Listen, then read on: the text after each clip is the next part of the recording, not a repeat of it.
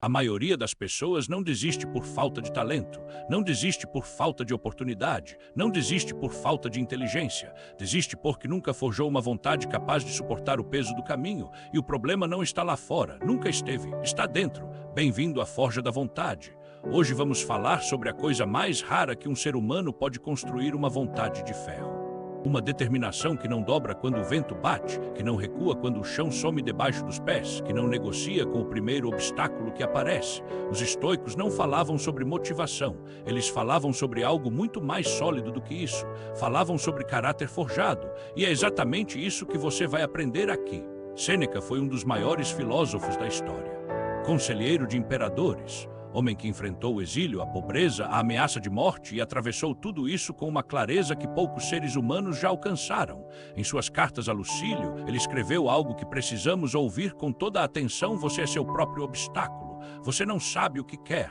Você é melhor em escolher o curso correto do que em segui-lo. Você vê aonde está a verdadeira felicidade, mas não tem coragem de alcançá-la. Leia essas linhas de novo, devagar, porque Sêneca não estava descrevendo um fraco anônimo.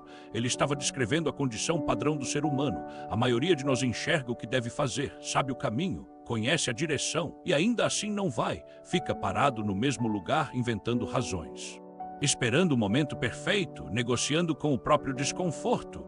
Isso é o oposto da vontade de ferro. E Sêneca sabia que esse era o maior inimigo: não o destino, não os outros, não as circunstâncias, mas a fraqueza da própria decisão. E aqui Sêneca aperta ainda mais o parafuso. Na carta sobre a sabedoria, ele escreve o que é sabedoria: sempre desejar as mesmas coisas e sempre recusar as mesmas coisas. 6 palavras que destroem toda ilusão de progresso sem consistência. Porque nenhum homem pode estar sempre satisfeito com a mesma coisa, a menos que essa coisa seja a certa. Mas olha o que ele adiciona logo depois, e isso dói: porque nenhum homem decide o que deseja, e mesmo que o tenha feito, não persiste nisso. Desiste, não só vacila, mas volta para a conduta que abandonou e repudiou. Esse é o retrato do homem moderno. Começa a academia em janeiro, para em março. Começa uma dieta na segunda, abandona na quarta. Começa um projeto com toda a força do mundo, some antes de terminar, e a cada novo começo a vontade fica um pouco mais fraca, um pouco mais desacreditada aos próprios olhos, porque você já sabe lá no fundo que vai desistir de novo. Essa é a armadilha, e Sêneca descreveu há 2000 anos com uma precisão que corta. Existe ainda outra dimensão desse problema que Sêneca descreve com precisão cirúrgica. Ele escreve sobre os homens que saltam de um propósito para outro, ou não sequer saltam, mas são carregados por uma espécie de aventura. E pergunta como podem essas pessoas vacilantes e instáveis possuir qualquer bem que é fixo e duradouro. A resposta é que não podem. E a razão é simples: o verdadeiro bem, o bem que permanece, que não depende da sorte, que ninguém pode te roubar, vem de uma boa consciência, de propósitos honrosos, de ações corretas, de um modo de vida equilibrado que trilha apenas um caminho, um único caminho, não 10, não 3, não 2. Enquanto o homem sem vontade de ferro continua experimentando direções, trocando de propósito a cada tempestade. O homem forjado segue o seu único caminho na chuva, no vento, ferido, cansado, sem garantia de chegada, mas avançando, sempre avançando. Então, o que é necessário para sair dessa armadilha? Epicteto, o escravo que se tornou filósofo, não tinha paciência para respostas suaves. No seu manual, ele usou o exemplo dos atletas olímpicos para explicar o que significa comprometer-se de verdade. Ele disse: haverás de pôr-te em regimento e comer muitas coisas que não te saibam bem, guardar-te de viandas delicadas. A certo tempo exercitar-te por calma e por frio, não beber senão por medida, assim água como vinho, enfim, entregar-te nas mãos do mestre da luta, como nas de um médico, e depois vir ao combate e porventura desconjuntar uma mão ou uma perna, beber muito pó e às vezes darem-te muitas pancadas, e depois de tudo isso ser vencido. Presta atenção ao que Epicteto está fazendo aqui. Ele não está prometendo vitória, ele está descrevendo o preço real da entrada no combate: dieta rigorosa, treino no frio, no calor, quando dói, quando você não quer, obediência total ao processo, e ao final talvez a derrota. E o filósofo pergunta: mesmo assim você quer entrar? Porque se quiser entrar sem aceitar esse preço, você fará como os meninos que ora lutam, ora tocam flauta, outra vez espadachins, outra vez quer tocar trombeta, arremedando tudo que vê, tomando uma coisa e deixando outra, sem jamais se entregar a nada de propósito, nem com todo o ânimo. Esse é o homem que vive pela metade, que começa tudo e termina nada. que experimenta 1000 direções, mas nunca se aprofunda em nenhuma. E Epicteto era implacável com esse tipo: você não pode ter o prêmio sem aceitar o processo. As duas coisas vêm juntas, ou nenhuma delas vem. Mas o que acontece quando você aceita o processo e ainda assim leva pancadas? Quando faz tudo certo e ainda cai? Sêneca tinha uma resposta para isso também. E é uma das coisas mais poderosas que já foram escritas sobre perseverança. Na carta sobre os medos infundados, ele escreveu: nenhum lutador pode ir com alta expectativa para a luta se ele nunca foi espancado. O único concorrente que pode entrar com confiança na luta é o homem que viu seu próprio sangue, que sentiu seus dentes chocalhar sob o punho do adversário, que foi derrubado e sentiu toda a força da carga do seu adversário, que foi abatido não só no corpo, mas também em espírito. Aquele que, quantas vezes cai, levanta-se novamente com maior teimosia do que nunca. Ouve isso com cuidado. Sêneca não está dizendo que a derrota é opcional. Ele está dizendo que a derrota é necessária. Que você não pode ter confiança real sem ter sido espancado de verdade. Que a teimosia que faz um homem invencível não nasce da teoria. Nasce de ter caído, de ter sangrado, de ter achado que não ia conseguir levantar e de ter levantado mesmo assim. E então ele completa: a fortuna muitas vezes foi preponderante sobre você, e mesmo assim você não se rendeu, mas saltou ereto e manteve a sua posição ainda mais determinadamente, pois a virilidade ganha muita força ao ser desafiada. A vontade de ferro não é construída em dias fáceis, é construída exatamente nos dias em que você menos queria estar lá. E existe algo que os fracos nunca entendem sobre a adversidade e sofrem mais na imaginação do que na realidade. Sêneca foi direto nisso. Ele escreveu: existem mais coisas susceptíveis de nos assustar do que existem de nos derrotar. Algumas coisas nos atormentam mais do que deveriam. Algumas nos atormentam antes do que deveriam. E algumas nos atormentam quando não deveriam nos atormentar de jeito nenhum. Quantas batalhas você já perdeu antes de travar? Quantos projetos você já enterrou na imaginação antes de começar? Quantas conversas, oportunidades, decisões você evitou porque o fantasma do fracasso chegou antes do fracasso real? A mente não treinada é uma fábrica de obstáculos imaginários. E esses obstáculos imaginários são mais eficientes em te parar do que qualquer obstáculo real poderia ser, porque o obstáculo real, quando você o encontra, tem tamanho fixo. Você pode medi-lo, enfrentá-lo, contorná-lo, mas o obstáculo imaginário cresce sem limite. Ele é tão grande quanto o seu medo permitir. E por isso Sêneca dizia: não seja infeliz antes que a crise chegue. Já que pode ser que os perigos que o empalidecem como se estivessem ameaçando agora nunca cheguem sobre você. Então, como se constrói, na prática, uma vontade de ferro?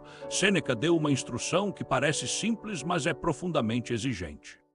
Na carta sobre festivais e jejum, ele escreveu: é precisamente em tempos despreocupados que a alma deve endurecer-se de antemão para ocasiões de maior estresse. É enquanto a fortuna é amável que se deve fortalecer contra a violência. Em dias de paz, o soldado executa manobras, lança obras de terraplenagem sem inimigo à vista e se exercita a fim de se tornar indiferente à labuta inevitável.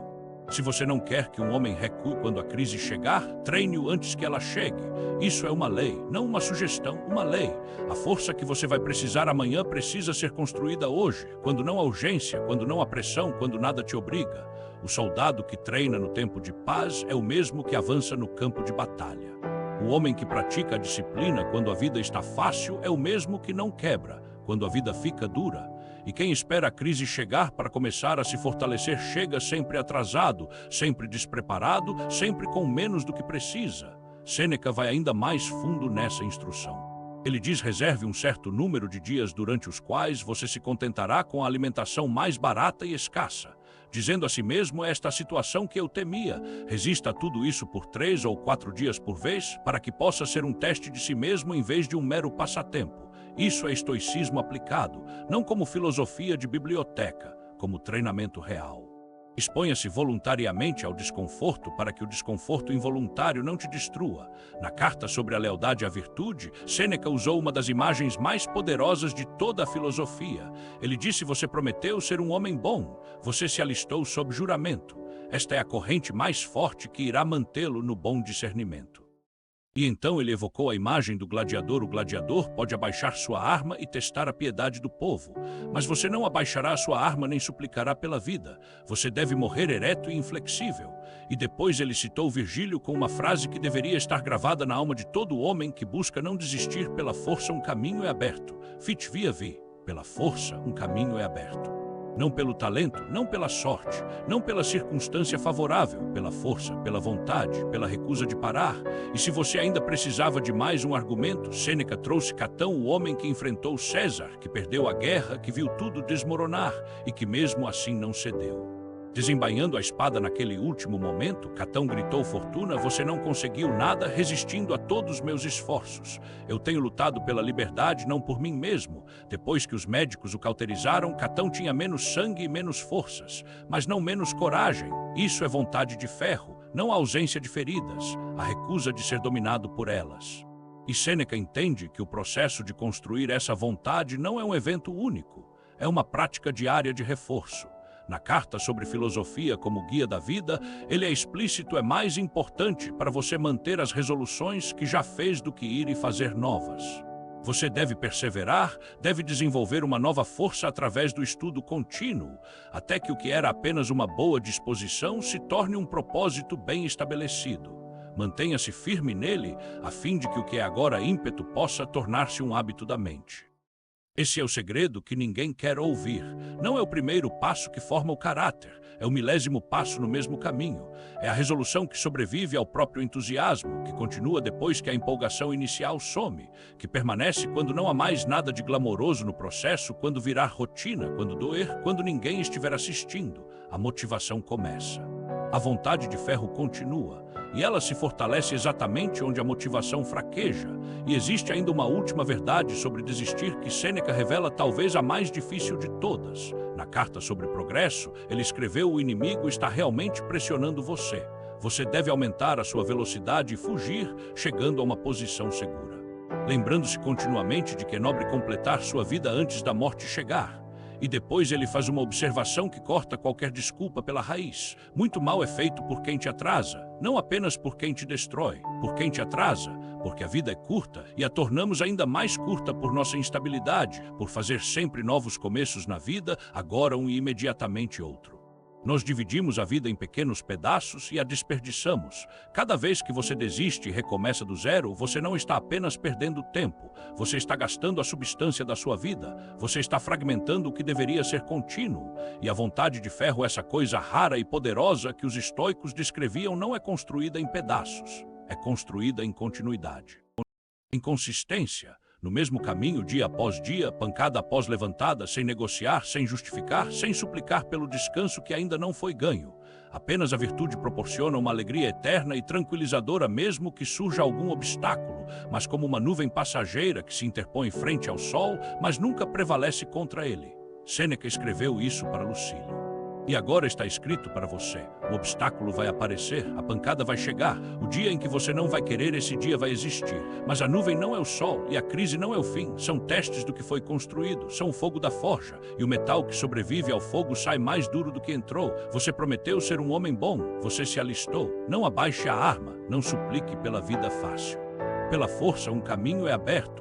Se este vídeo te moveu, deixa o like e se inscreve na Forja da Vontade. Cada semana, uma nova lição forjada nos textos dos maiores filósofos da história, sem ruído, sem enfeite, só o essencial. Nos vemos na próxima Forja.